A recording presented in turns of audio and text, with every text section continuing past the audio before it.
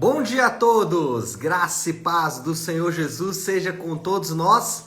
Uma ótima sexta-feira para todos. Hoje é dia 2 de dezembro de 2022 e nós estamos aqui no nosso devocional Boas Novas de Grande Alegria. Hoje, o nosso quarto dia do devocional para os pequeninos de Deus. E aí, só fazendo uma recordação, normalmente na nossa maratona bíblica, o sábado e o domingo a gente deixa para correr atrás ali dos atrasos da semana, mas no caso do devocional Boas Novas de Grande Alegria, isso não vai acontecer, ou seja, sábado amanhã você deve ler o quinto dia, domingo você deve ler o sexto dia e na segunda-feira nós vamos então no sétimo dia do devocional, tá certo?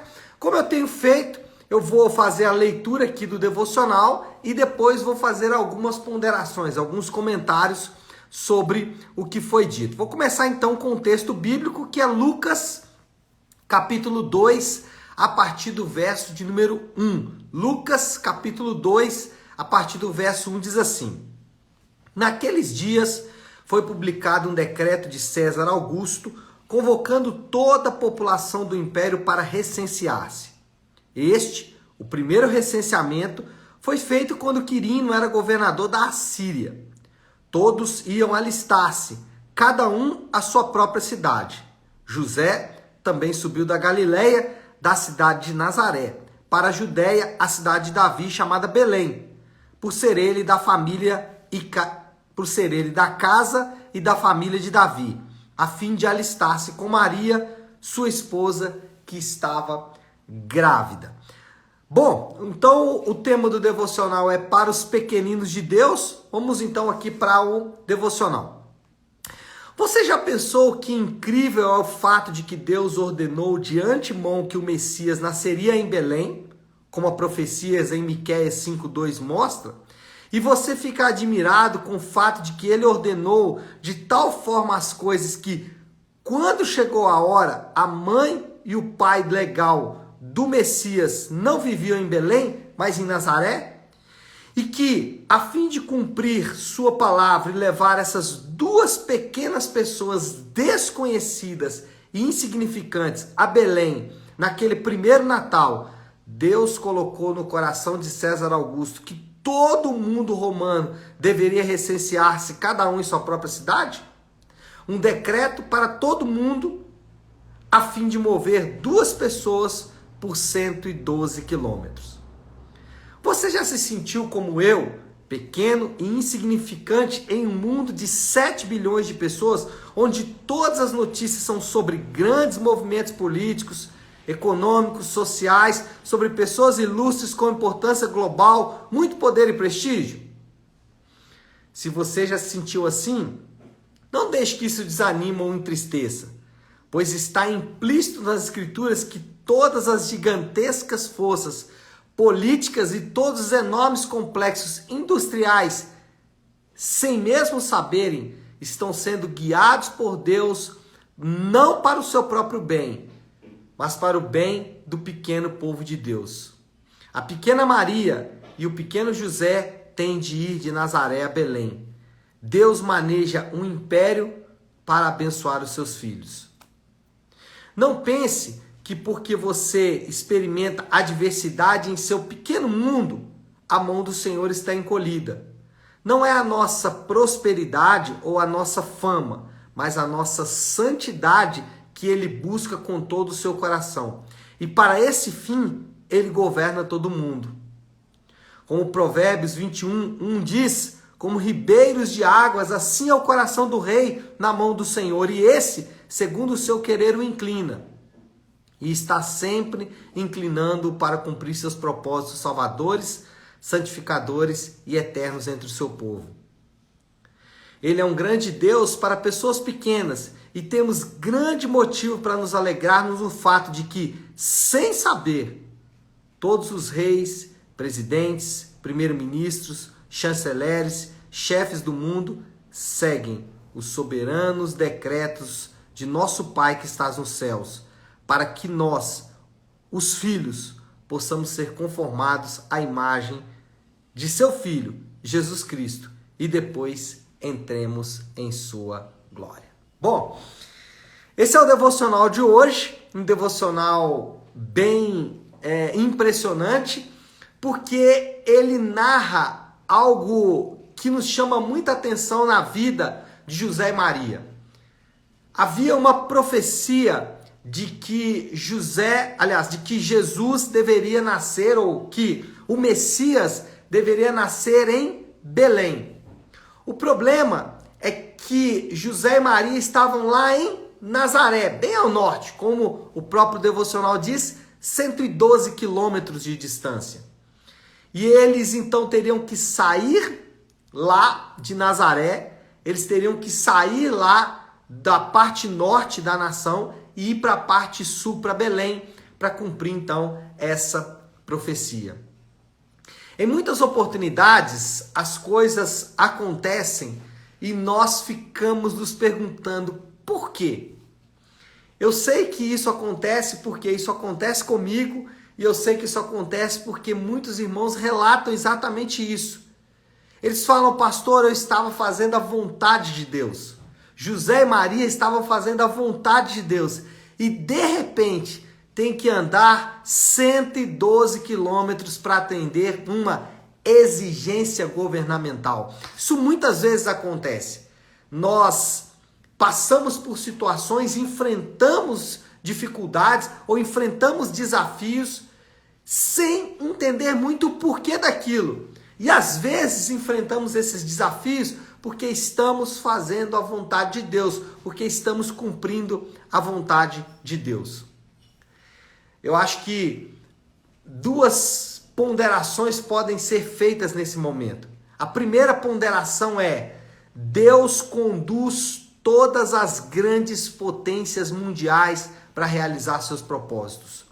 As grandes corporações, as principais nações, os governos e todas as forças da terra estão debaixo do controle de Deus, e essa é uma verdade que, primeiro, a Bíblia nos mostra claramente, e segundo, nós podemos perceber isso na nossa própria existência, no nosso próprio pequeno período de vida aqui nessa terra. Nós podemos perceber que Deus está controlando todas as coisas. Sempre foi assim.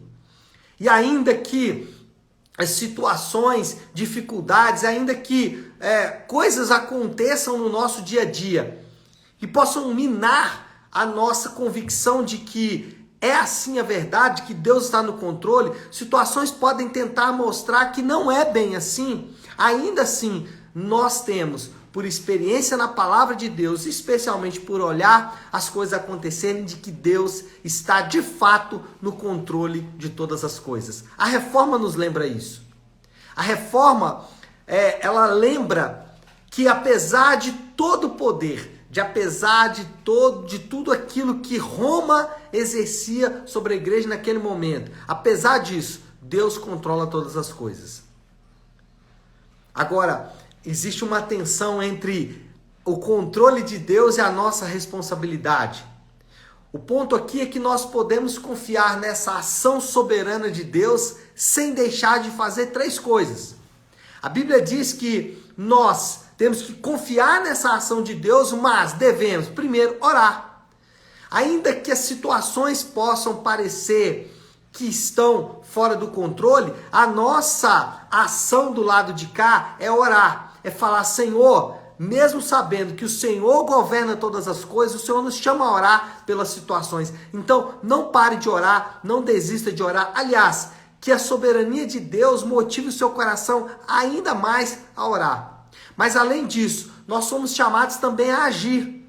Em toda a Bíblia, nós somos chamados a sempre assumir a nossa responsabilidade. Senão, o que Jesus disse quando afirmou, crê e arrependa. Aliás, arrependimento é isso, crê e arrependas.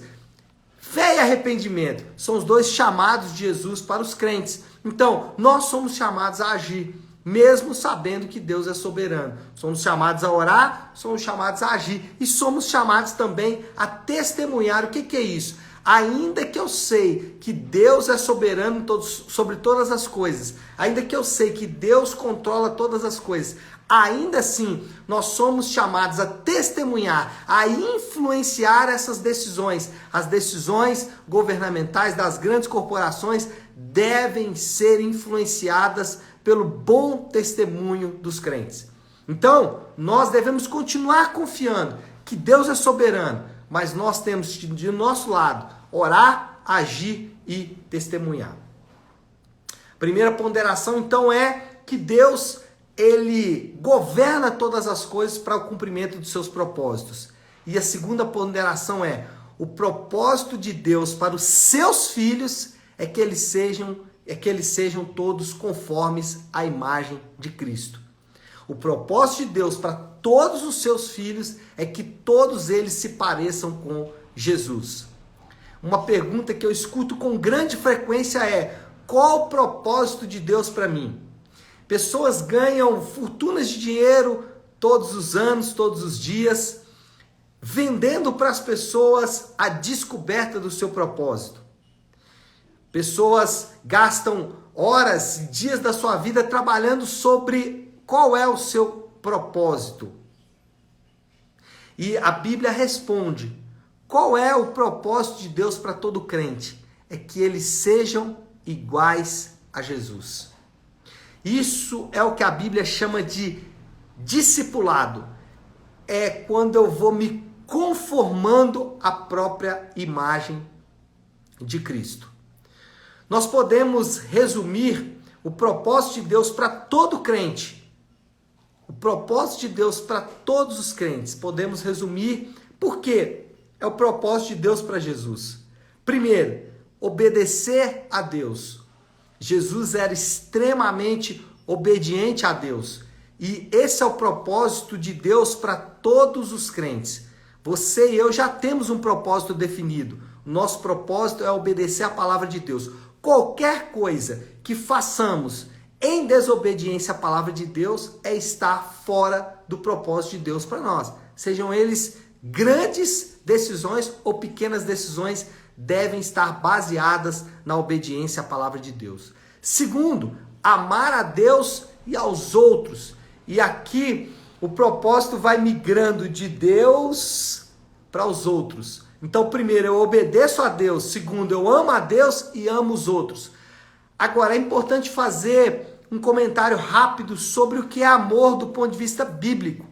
O amor do ponto de vista bíblico não é aceitar tudo o que o outro faz de maneira indiscriminada. Do ponto de vista bíblico, amar a Deus é colocar Deus sobre todas as outras coisas. É colocar Deus sobre o dinheiro, é colocar Deus sobre outras coisas que ocupam às vezes o nosso coração. Então, amar a Deus é quando Deus, ele de fato é o primeiro lugar na nossa vida. E amar os outros é dar-se em sacrifício pelos outros, é em favor do outro perder o meu próprio conforto, em favor do outro abrir mão do meu próprio conforto. Isso é amor aos outros, é o amor sacrificial que a Bíblia ensina. Mas em terceiro lugar, o propósito de Deus para todo crente: obedecer a Deus, amar a Deus e aos outros e servir. Esse é o terceiro propósito, e aí você percebe a mudança gradual do propósito, né? Começa em Deus e passa aos outros. Então, servir aos outros é de fato o propósito de todo crente. Todo crente deve servir aos outros. E existe uma ordem moral nesse serviço. Essa ordem moral, de acordo com as Escrituras, é: primeiro, eu vou servir aquelas pessoas que fazem parte da minha família, mas sem deixar de servir as pessoas da minha igreja local. As duas coisas têm que andar juntos. Eu vejo muita gente criando uma tensão de servir aos seus familiares e servir as pessoas da igreja local. Primeiro você serve os seus familiares e depois as pessoas da igreja local, mas sem prejudicar uma ou outra. Eu não posso abrir mão de servir aos irmãos da igreja local para servir a minha família. Eu não posso abrir mão de servir a minha família para servir aos irmãos da igreja local. E aí também, sem polemizar muito, mas deixando claro que família é o núcleo familiar central. Pai, mãe e filhos. Esse é o núcleo central. porque muitas vezes eu vejo pessoas também tensas, preocupadas, porque não conseguem servir aquela pessoa que às vezes está longe, distante e que não vai conseguir servir. Isso cria uma tensão para elas. Então, primeiro, obedecer a Deus, amar a Deus e aos outros e servir as pessoas. Esse é o propósito de Deus para todo crente. Então, nunca devemos nos esquecer dessas duas verdades.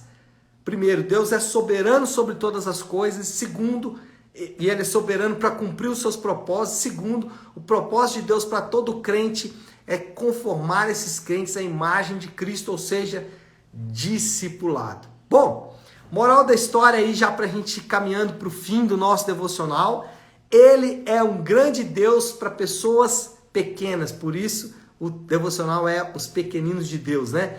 Ele é um grande Deus para pessoas pequenas e temos grandes motivos para nos alegrarmos no fato de que Ele é soberano sobre todos os poderes. Então, nós temos como motivo de grande alegria saber que Ele é soberano sobre todas as coisas. Isso nos dá um imenso conforto, isso nos dá um absoluto conforto, porque sabemos que Ele está conduzindo todas as coisas de acordo com a sua vontade. E, pensando nisso, nós podemos pensar aqui em uma aplicação prática para isso que acabamos de dizer.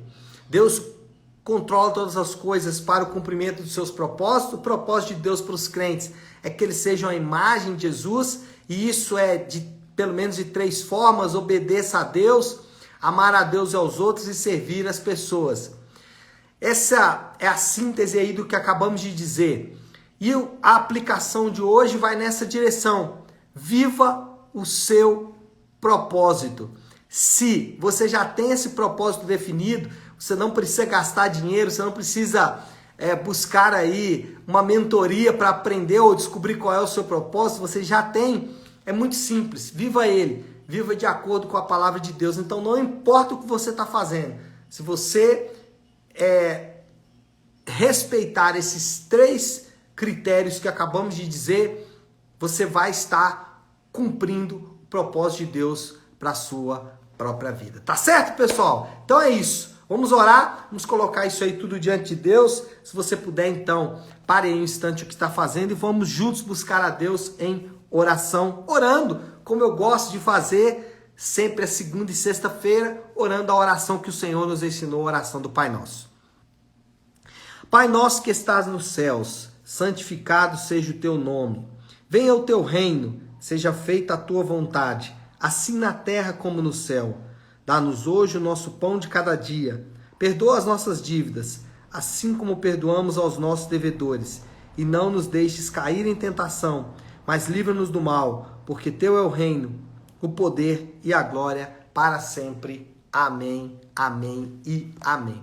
Amém, pessoal? Bom, então é isso. Nós vamos ficando por aqui. Eu quero dar aqui 3 recadinhos bem rápidos. O primeiro deles, domingo, nós temos o culto de celebração na Igreja Nave. É domingo às 10 da manhã, você é meu convidado especial. Amanhã nós vamos ter uma aula exclusiva na Igreja Nave sobre oração. Então amanhã, a partir das 13 horas, na Igreja Nave, nós vamos ter uma aula sobre oração. Basta você fazer a sua inscrição, pode mandar aí para mim no direct do Instagram o seu nome, que eu vou incluir você lá na nossa turma. E hoje, às 16 horas, nós vamos estar juntos assistindo o Jogo do Brasil, lá também na nossa igreja. Então você é nosso convidado para estarmos juntos ali torcendo pela seleção brasileira. Tá certo, meu povo? Então é isso. Nós vamos ficando por aqui. Que Deus te abençoe. Uma excelente sexta-feira. Fiquem com Deus.